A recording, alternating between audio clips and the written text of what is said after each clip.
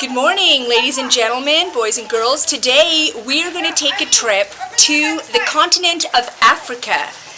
We're going to be learning about African percussion instruments. And as you recall, because you're middle schoolers, you definitely know the difference between a continent and a country. So can anybody tell me how many continents there are?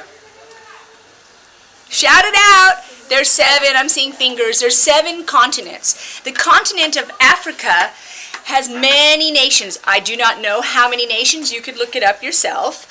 So today what we're going to do is we're going to take a trip to the West African region and the countries of that area. Why? Because today I'm going to introduce to you the African Djembe.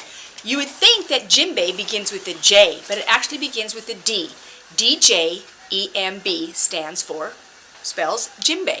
So anytime you're going on a trip and you plan a journey, or perhaps you go to the zoo, the wild animal park, Disneyland, you can go to the front of the place where, the amusement park, and you'll see a large map. So anytime you're going somewhere, you have to know where you are before you can get to where you're going. So if this is the globe, and it is, and we are looking to get to the West African region of these countries right over here, then we're going to start at the United States of America because that's the we live on the continent of North America. So North America, a continent is basically a land chunk. So this is the continent of North America, and we live in the western region facing the Pacific Ocean in California, in Northern California. And we could go to Africa 2 ways. We could either continue to travel west around the globe, across the Hawaiian Islands, across Asia, and past India, and then get to Africa. That would be a very long journey. It's going to be long either way.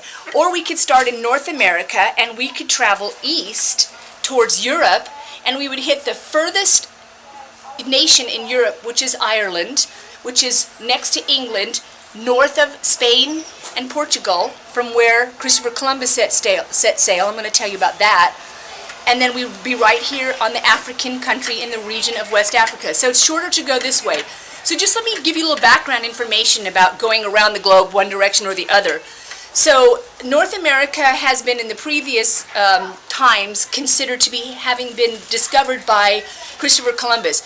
He never did actually land on the continent of North America. You probably have learned that. He landed in the region of Cuba, south of Florida. Hispaniola is what it was called, Cuba, Hispaniola.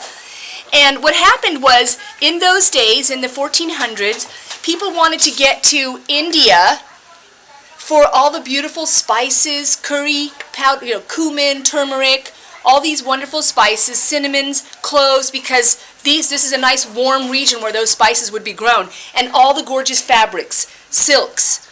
So people were traveling across this landmass and full of pirates and hardship because you're traveling on horseback, you're walking, you're traveling in caravans, and you could be hit by marauders, pillagers, plunderers.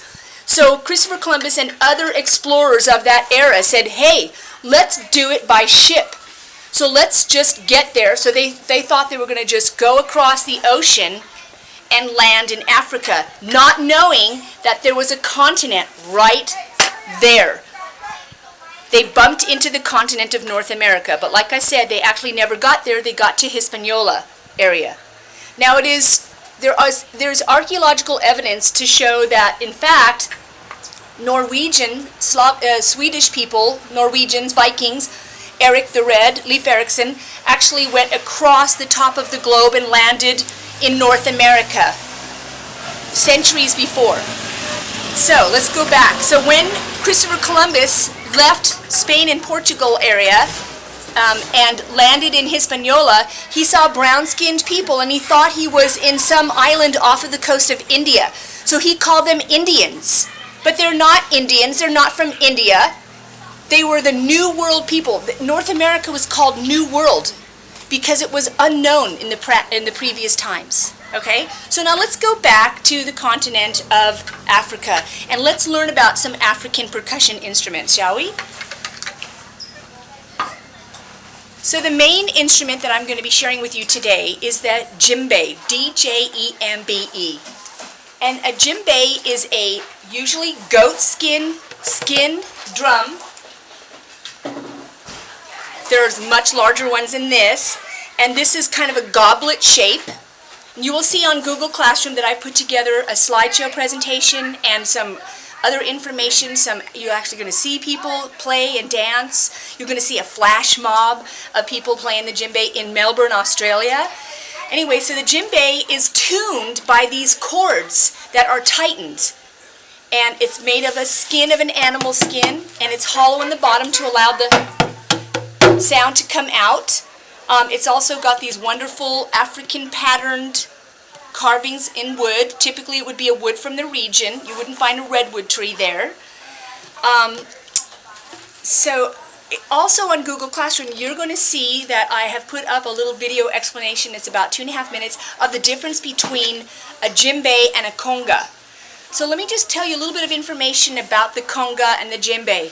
So when people migrate around the world, they bring their culture, they bring their religion, they bring their food, they bring their languages.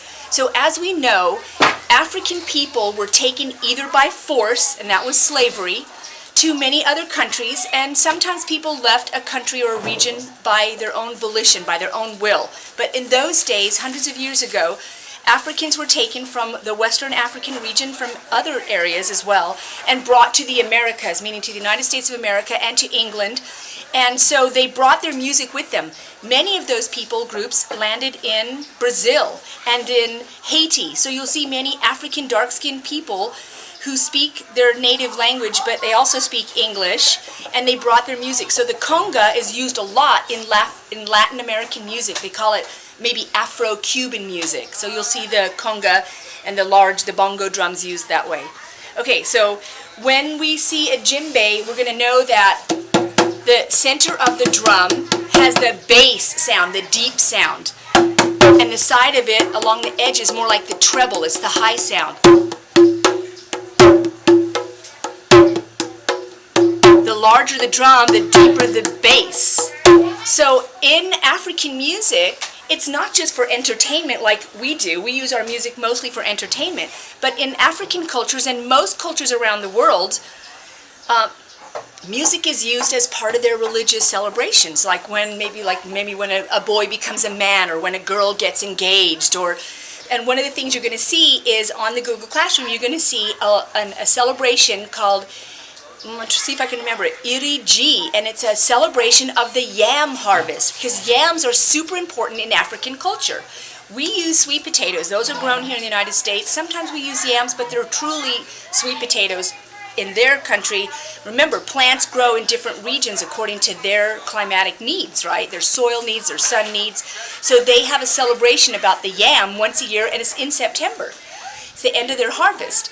And so you'll see a little video about them celebrating, and when they do, they have parades. It might be an all-day thing, it might be a whole week long, and so you're going to see djembe playing, dancing, all kinds of cool instruments, and people just celebrating this really important crop to their region, the yam. And you can only eat yam on this day. So they'll have all kinds of dishes of yam. So, okay, just think beans, right? Beans, you can make many different things with beans. Same thing with yams, okay? So here's a smaller djembe. And because it's smaller, the bass sound is going to be higher than the other one. And if you block the hole, then it doesn't travel anywhere. The sound just doesn't go anywhere, right? It has to be open to the sound. Okay, we have another one of those. Okay, so now I'm going to share with you some other really awesome African percussion instruments.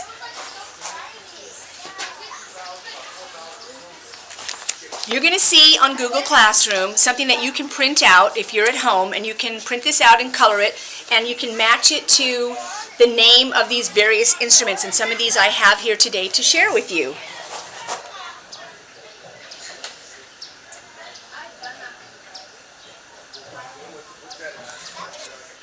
Oops, holding the wrong.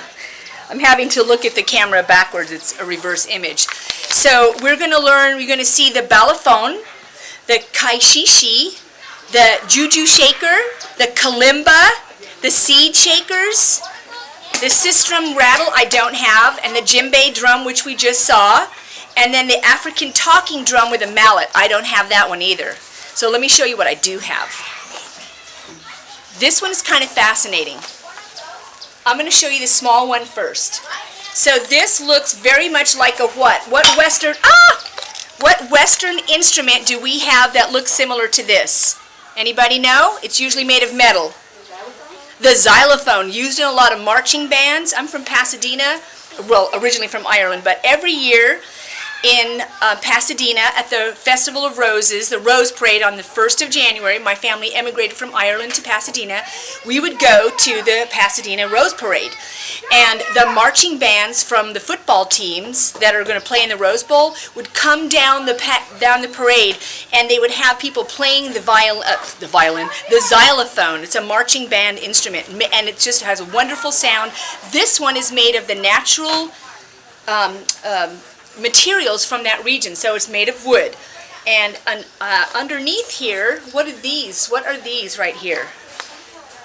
What do you think those are? What plant are those? Say it?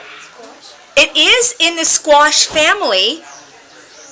They are gourds, that's right. So, and you'll see a gourd sculpture that Miss Gwendolyn made with some of our students. During the summer, we etched them when we made a wonderful big statue of them, and it's in a sculpture that's all attached to the statue, and it's in front of the school office, so I'm sure you've all seen that. So those are gourds, and gourds are in the squash family. So they dry them out, and sometimes they leave the seeds inside, and then they can make a shaker out of it. So I'm going to show you the larger one and give you a chance to play with this afterwards. And my mallet, I think, fell on the ground. Do you see a mallet over there on the ground? A mallet is like a drumstick. Where did it go? We'll find that one later. Is it right there behind your computer? Yes, thank you. Thank you, Elizabeth. So this is a mallet. It's a drumstick, right?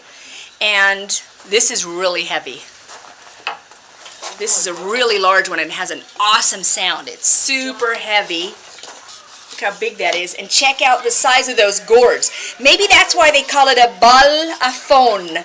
Rather than xylophone, it's a balafone. So these gourds resound with the sound, or vibrate the sound of the balafone. I'm almost not strong enough to hold it up. And so once again, the longer the plate or the stick, this piece of wood right here, then it's going to have, what sound do you think that would be? Longer sound is going to be deeper or higher sound? Deeper sound.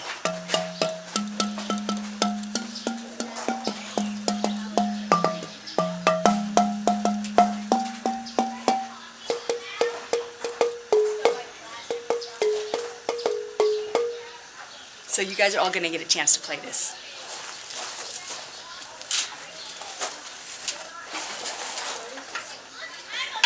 All right, the next instrument is equally fascinating, and to me, I believe this is made from a gourd, but this is a huge one.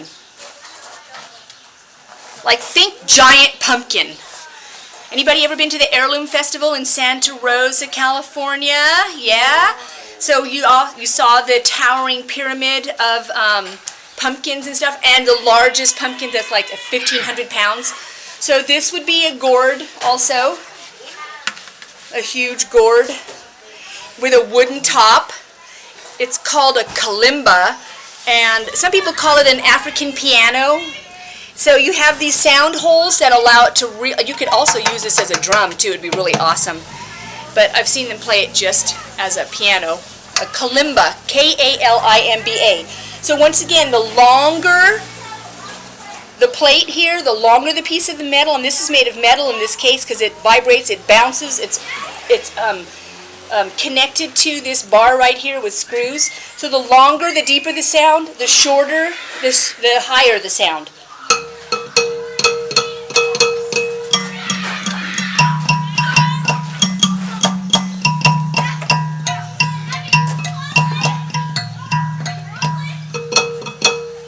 Kalimba.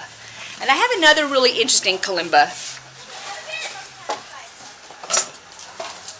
This This one to me looks like it comes from like Fiji Islands, Polynesian Islands. It's got like the Easter Island head that you see the statues.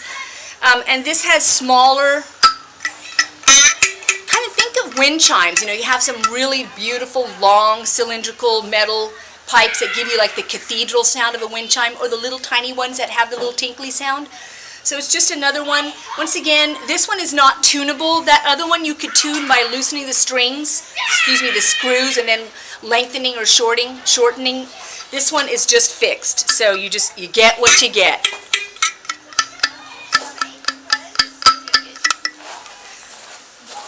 Okay, let's see. So sometimes you'll see rain sticks, and those really are from Australia and those islands there. But you'll see there's similar people groups that have just migrated all around the world. And so these, although, however, are more like a Maori, which is an Australian, New Zealand warrior type of pattern. And the rain stick is made by putting little pieces of nails. They have nails inside at different levels all the way down the cylinder. And they impede or obstruct the flow of the shells or beads or pebbles that would be inside the stick. And then the longer the rain stick, it takes a lot longer for it to travel from there to the bottom. I love the really long ones because they're really cool. You could use it as a shaker too, but it's not as effective as a rain stick. Okay, so where's my little... I'm over here digging in my bucket.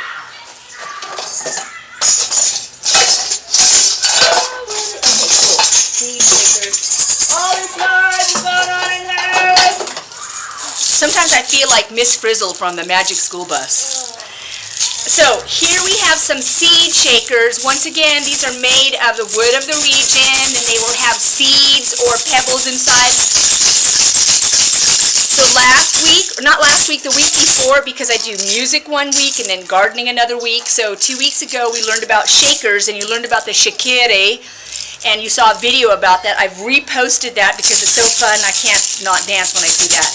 So it's really wonderful because that video, shakere, was filmed in Kenya, which is in eastern Africa, and you get to see the Maori warriors in their beautiful outfits, and the women dancing in the colorful fabrics and beads and shells and all kinds of cool stuff like that. So get your shakere on.